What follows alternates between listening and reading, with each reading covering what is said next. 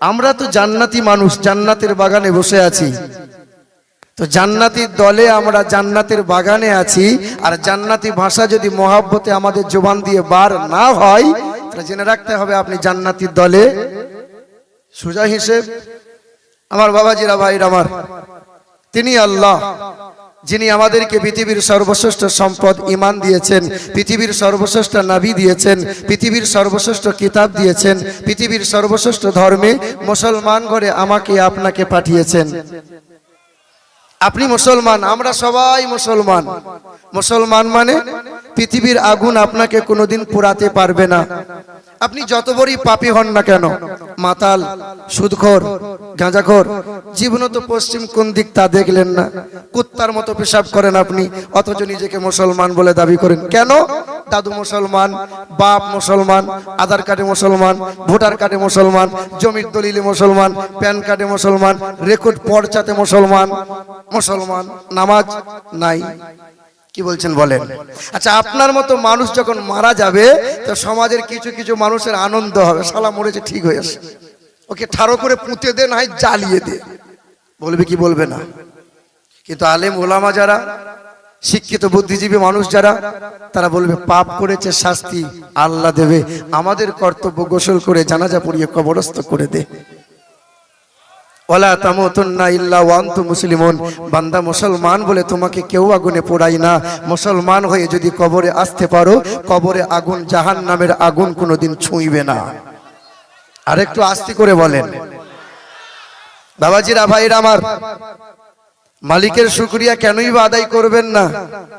আজ বর্তমান সময়ে শিক্ষিত মানুষ যারা, বুদ্ধিজীবী মানুষ যারা হাওড়ার ব্রিজের প্রশংসা করে, ব্যাবিলনের ঝুলন্ত বারান্দা থেকে প্রশংসা করে, তাজমহল থেকে প্রশংসা করে, বলে আশ্চর্য, হাওড়ার ব্রিজটা বিনা পিলারে দাঁড় করানো আছে, হাজার হাজার টন টন সকাল সন্ধ্যায় মাল যাতায়াত হয়, 300 বছর বয়স হয়ে গেল, আশ্চর্য ব্রিজ।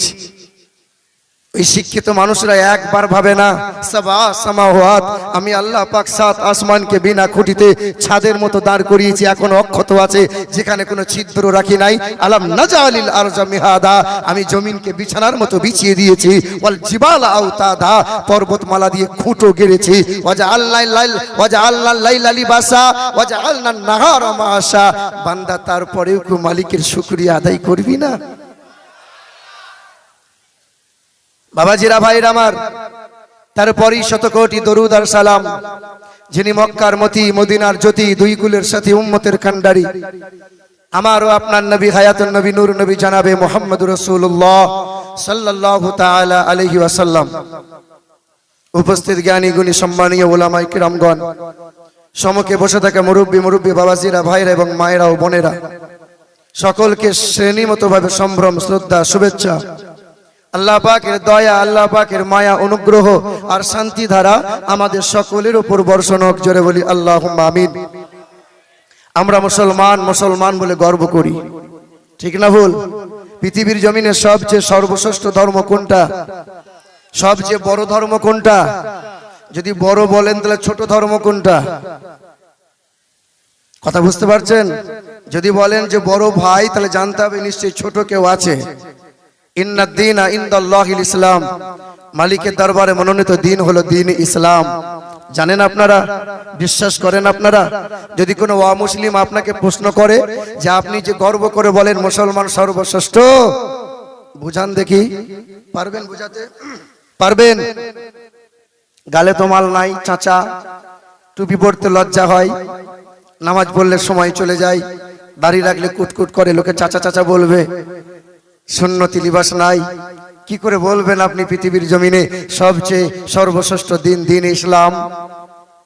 বাবাজিরা, ভাইরা আমার, আপনারই এলাকার কোনো একটা বাগদি, কোনো নিচু জাতের দাসের ঘরের ছেলে, সে মনে মনে চিন্তা করেছে আমি মন্দিরে যাব আর দুর্গার সামনে গিয়ে পূজা করব, হিন্দুর রীতি নীতি অনুযায়ী বামুনের বেটা বামুন হয়, বামুন ছাড়া মন্দিরে কারো ঠাঁই নাই, বামুন ছাড়া দুর্গা বলো সরস্বতী বলো কেউ পূজা করতে পারে নাই, আজও পারে না, আগামীতেও পারবে না। দাসের ছেলে মনে মনে চিন্তা করে আমি নিচু জাত বলে মন্দিরে ওঠার সুযোগ নাই, ঠাকুরের সামনে গিয়ে পূজা করার সম্ভব নয়, তাহলে আমি খ্রিস্টান ধর্ম গ্রহণ করি, পাদ্রী হব, পুরোহিত হব। খ্রিস্টান ধর্মের রীতিনীতি অনুযায়ী কোন অমুসলিম কোন ব্যক্তি যদি খ্রিস্টান ধর্ম গ্রহণ করে সে পুরোহিত হতে পারে না, সে পাদ্রী হতে পারবে না। দাসের ঘরের ছেলে মনে মনে ভাবলো আমি ইসলাম ধর্ম গ্রহণ করব। ছেলেটা পাক পবিত্র হয়ে গেল, মাদ্রাসায় এসে মুফতি সাহেবের সম্মুখে বলল হুজুর আমাকে কালমা পড়িয়ে আমাকে তওবা করান, আমি কালেমা পড়ে মুসলমান হতে চাই। এই দাসের ঘরের ছেলেটা আজ কালমা লা ইলাহা ইল্লাল্লাহু মুহাম্মাদুর রাসূলুল্লাহ কালেমা পড়ে নিল। বলেন মুসলমান আপনারা বলেন কালেমা লা ইলাহা ইল্লাল্লাহ এই কালেমার অর্ধাংশ যদি কেউ মানে, যদি কেউ বিশ্বাস করে, ওই ব্যক্তি ইমানদার হতে পারে কি পারে না? পারে। এই জালসা শুনেন আপনারা, কালমার অর্ধাংশ মেনে নিলি ইমানদার। তাহলে ওই যে লা মুজাবি যারা আহলে হাদিসরা ওরাই তো বলবে আমরাই ঠিক আছি। হ্যাঁ, ওরা বলে মুহাম্মদুর রাসূলুল্লাহ বলা শিরক, লেখা শিরক, মসজিদের দরজায়, মসজিদের গেটে, মসজিদের সম্মুখে লেখা শিরক। হে মুসলমান শিক্ষিত বন্ধুরা আমার, কালেমা লা ইলাহা ইল্লাল্লাহ মুহাম্মাদুর রাসূলুল্লাহ এই কালেমাটা যদি আপনি বলেন মুসলমান ইমানদার হতে পারে কি পারে না? বলেন, একটু সোজা করে হিসেব করে ভালো করে উত্তর দেন। পারে? পারে। কালেমা তো মুখ্যমন্ত্রী মমতা ব্যানার্জি বলে, কালেমা তো নেতা মন্ত্রীরাও বলে। আরে কালেমা তো বামুন বাবাজি দুর্গা পুজোয় যদি না বলে তো পূজা শুদ্ধ হবে না। ওলামা হাজরাতরা আছেন ইকরারু বিল লিসান তাসদীকু বিল জিনান আল আমালু ওয়াল আরকান। যেমন আপনি মুখে পড়েছেন, মনে প্রাণে আপনাকে বিশ্বাস করা লাগবে, ঠিক আল্লাহ আল্লাহ রাসূলের আহকাম গুলো আপনাকে পালন করা লাগবে। এই বাবাজির আমার, এই দাসের ঘরের ছেলেটা আজকে কালেমা পড়ে ঈমান এনেছে। এই দাসের ঘরের ছেলেটা কালেমা পড়ে ঈমান এনে সুন্দর একটা নাম রেখে দিয়েছে। আর মাদ্রাসায় সকাল সন্ধ্যায় আসে, কোরআন তেলাওয়াত করে, কোরআন তেলাওয়াত শিখে নিয়েছে, গোটা কয়েক সূরা মুখস্থ করে নিয়েছে।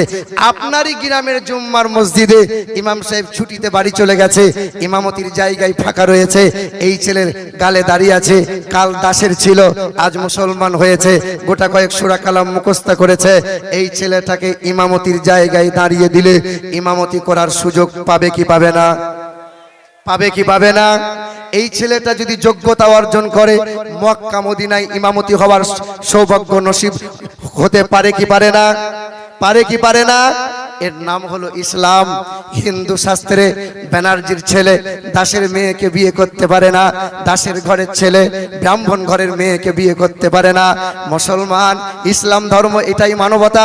ইসলাম ধর্ম এমনই সম্প্রীতি শেখায়, কালো বলো ফর্সা বলো, উঁচু নিচু গরিব ধনী, আরবি বিহারি বাঙালি গুজরাটি যে কেউ হোক না কেন, ও বলে আমি খান, ও বলে আমি শেখ, ও বলে আমি আনসারি।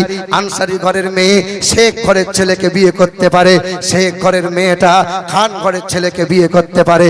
এর নাম হলো দ্বীন ইসলাম। জোরে বলি সুবহানাল্লাহ।